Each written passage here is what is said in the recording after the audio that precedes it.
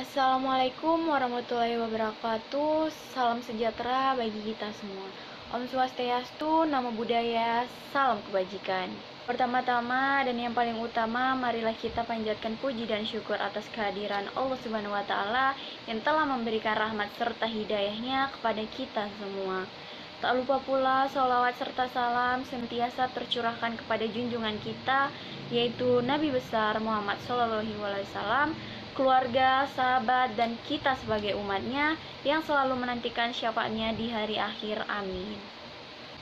Perkenalkan, saya Siti Nursyida, mahasiswi UIN Suska Riau, Fakultas Dakwah dan Komunikasi, jurusan Ilmu Komunikasi, dan saya dari kelas 3B Public Relation.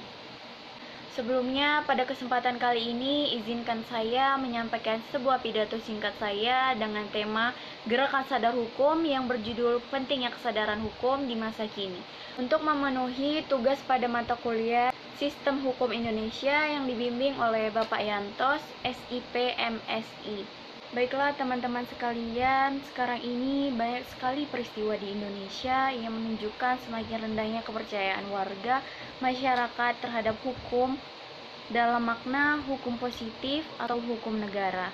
Semakin rendahnya tingkat kepercayaan warga masyarakat terhadap hukum dan penegakan hukum disebabkan warga secara kasat mata menyaksikan dan mengetahui sendiri betapa sandiwara hukum, dan lebih khususnya lagi sandiwara pengadilan yang masih terus berlangsung.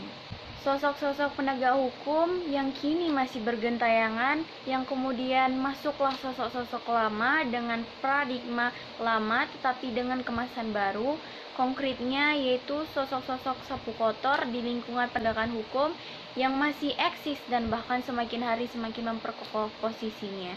Serentetan kasus-kasus hukum dan peradilan yang muncul di media massa seperti berita kasus suap menyuap kelas kakap yang masih berlangsung di tubuh Mahkamah Agung seperti yang diumumkan oleh Ketua Mahkamah Agung yaitu Profesor Dr. Bagir Manan SH tentang kasus Hakim Agung yang menerima suap, penunggakan 3 konglomerat di masa Marzuki Darusman, buronan Tommy Soeharto yang kemudian dikabulkan PK-nya oleh Mahkamah Agung, dan masih banyak lagi kasus lainnya yang teramat mengecewakan rakyat banyak.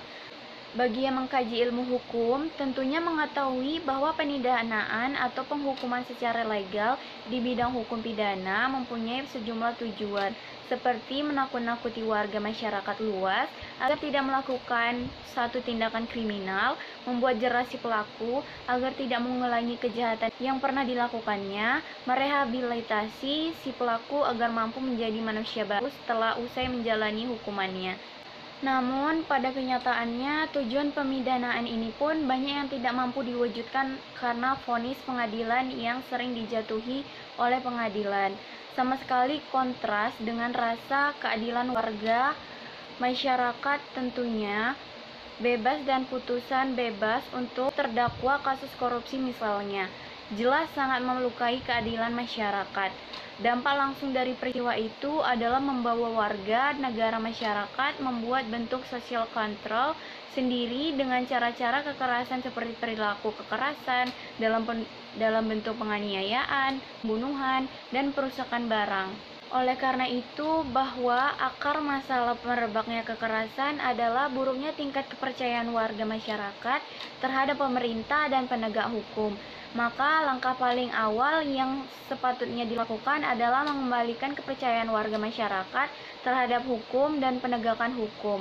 Nah, hukum yang bagaimana? Tentunya hukum yang sesuai dengan nilai instrik warga masyarakat, yaitu nilai instrik yang dianut oleh umat beragama, tentu saja adalah ajaran agamanya masing-masing. Untuk kita yang beragama Islam, tentunya nilai instrik yang dianut oleh anut Islam adalah ajaran syariat Islam itu sendiri.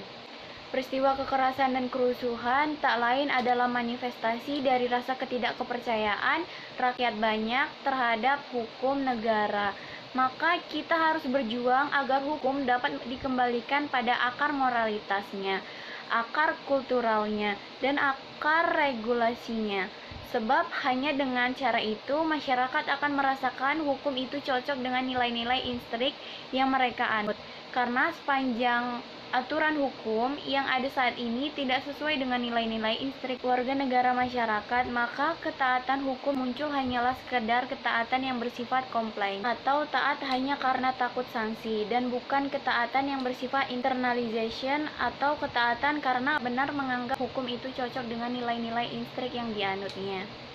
Baiklah, mungkin hanya itu saja yang dapat saya sampaikan. Lebih dan kurangnya saya mohon maaf. Saya akhiri, wabillahi taufiq wal hidayah. Wassalamualaikum warahmatullahi wabarakatuh.